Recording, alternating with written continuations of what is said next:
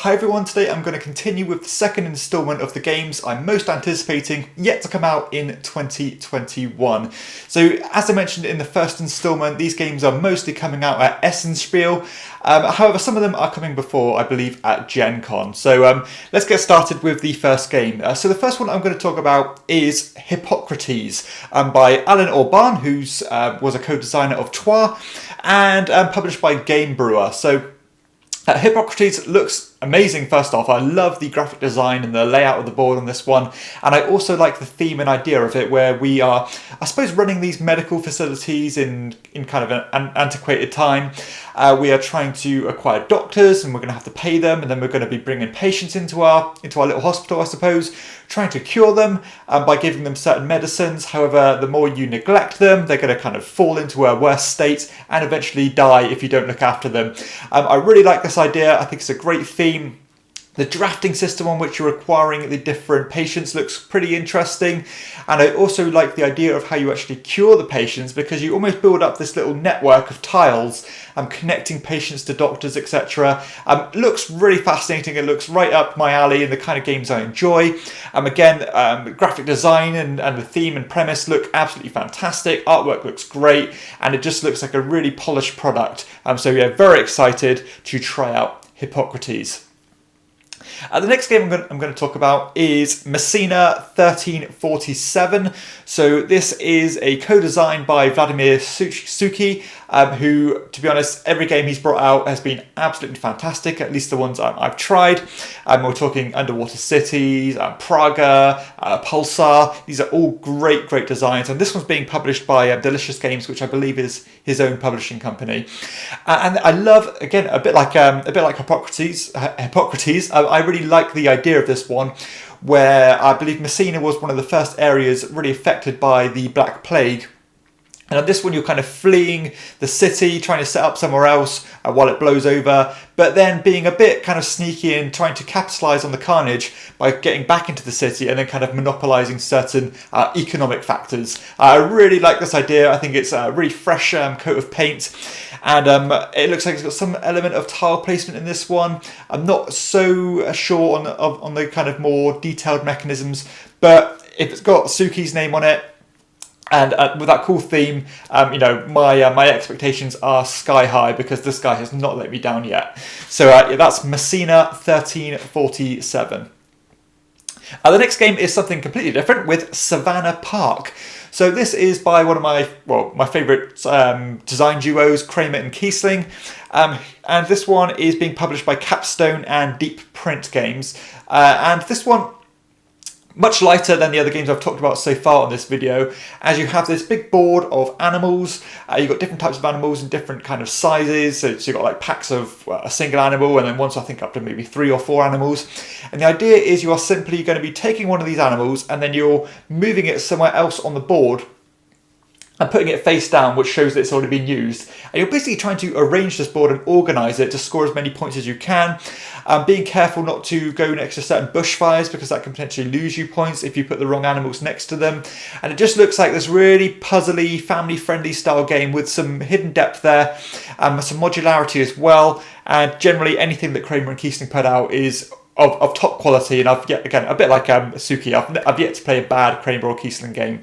And this one looks like something that anybody can enjoy, but that puzzly nature always fascinates me, and I like the idea of organising things as efficiently as possible. So it looks very family friendly, and the artwork and stuff is pretty pretty orientated towards younger audiences, but that usually doesn't take away from the gameplay for me when it's got Kramer and Kiesling's name on the box. So that is Savannah Park.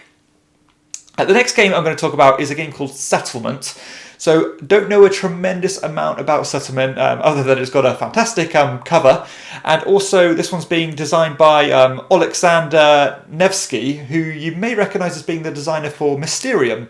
So this is actually polar opposite to a game like Mysterium, where this is a Euro-style game as you're building up your little town, you're fortifying a town. I believe you're kind of venturing out and trying to slay monsters and stuff. It looks like there's quite a bit going on in this one, has all the kind of tropes that I tend to like with Euro games.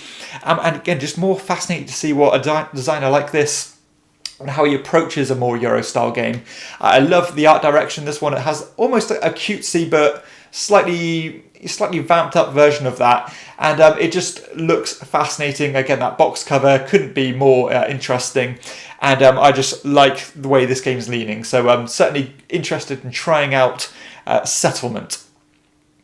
The next game is a game called Siege of Runeda, and this one is I believe it's a co-design by Rainer Knizia, who I tend to, again, really like his games. So a lot of these games are based on the designer and the kind of reputation of those designers.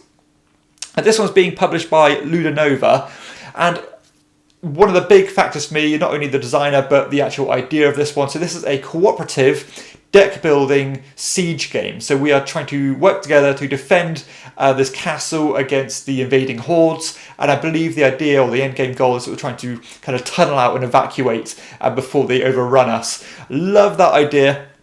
I think some of the initial impressions are that there might be a bit too much randomness in this one, so that's yet to be seen. But from the idea of what this game's promising to deliver, again, the designer, the idea of being a deck builder with a different kind of casing around it, it all sounds so interesting, and I'll be certainly interested to try this one out. And I'm not quite sure who this is going to be tailored to. Is it going to be a more advanced game, or is it going to be a kind of a more gateway level game? But regardless, I definitely want to try it because that theme, the idea, the designer, and everything involved just sounds so great.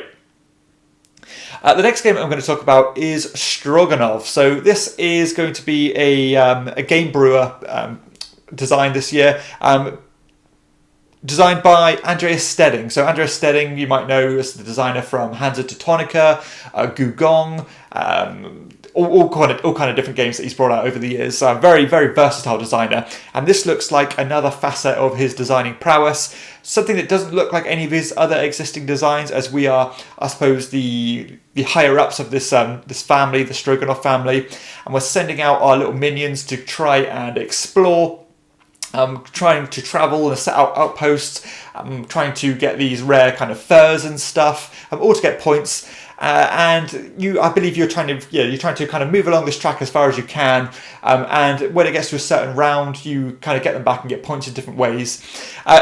Beautiful production. Again, has some amazing artwork. Probably some of the best artwork on this list, to be honest. And it looks extremely variable. It looks like every game's going to play completely differently than anything else. And it just looks like it has all the things I look for in these kind of games. Yet it still looks distinctive enough, and I can't quite tie this one exactly to another game what I think this one reminds me of. So it's been a Kickstarter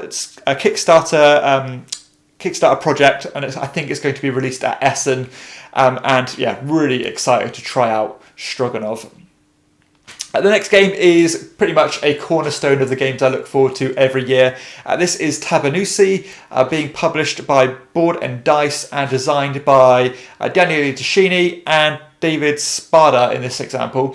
This one, I suppose, is the next game in the line of these tea games. You've got your Trismegistus, you've got your Teotihuacans, your Tekenyus, your Tzolk'ins. These games are always outstanding for me. Obviously, I'm hoping that this one is going to be as good as those. These are averaging 9+ out of 10 for me, and I rarely rate games that high.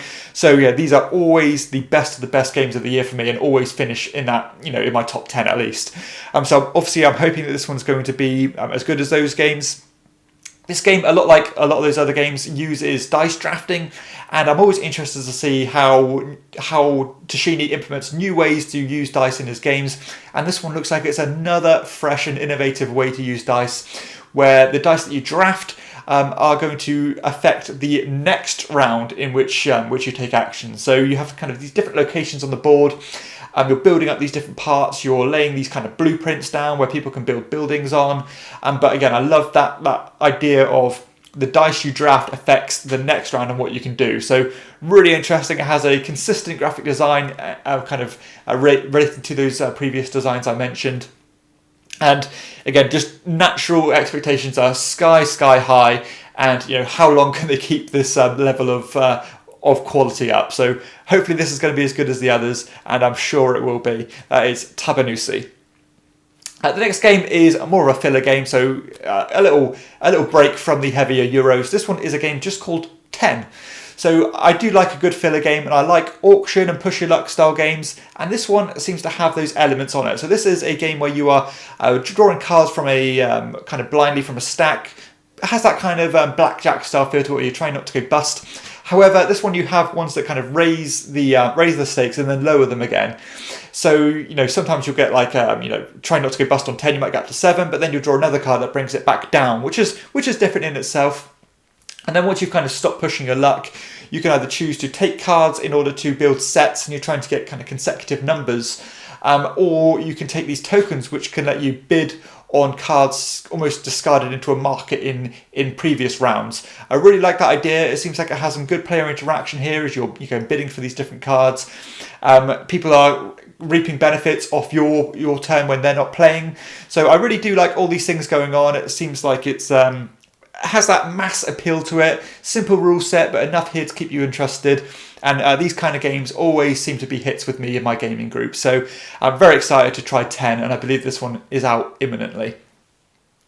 The next game is my second Reiner Knizia game on the list. This is a game called Witchstone.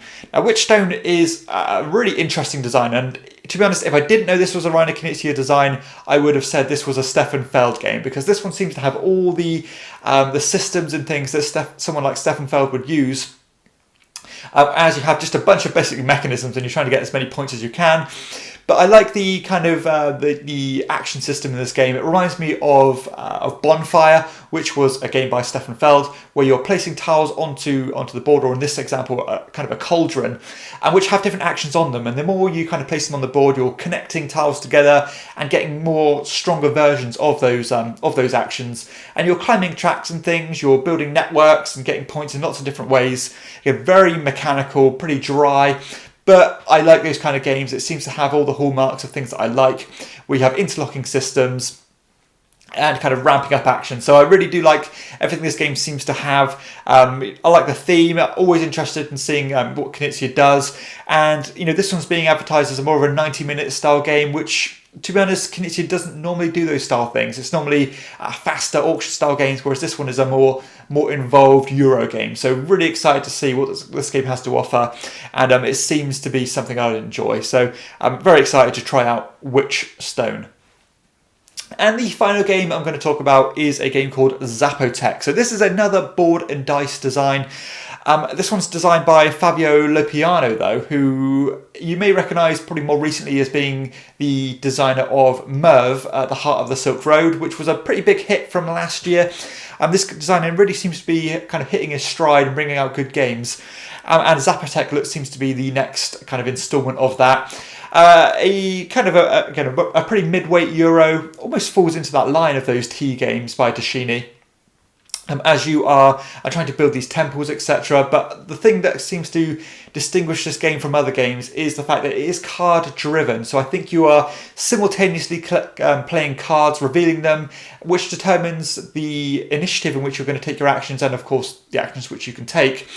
But from the kind of description that I've read, it seems like once you play these cards, for the next round, all the cards played are redrafted, and the remaining one is used as some kind of scoring influence in the next round.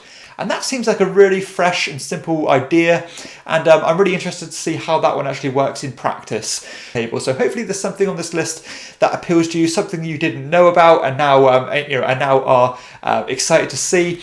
So yeah, that concludes this list. Hopefully you've enjoyed it. If you have, please hit like and subscribe to my channel, and check out my other videos too. And for everyone else, I'll see you next time on Chairman of the Board. Bye.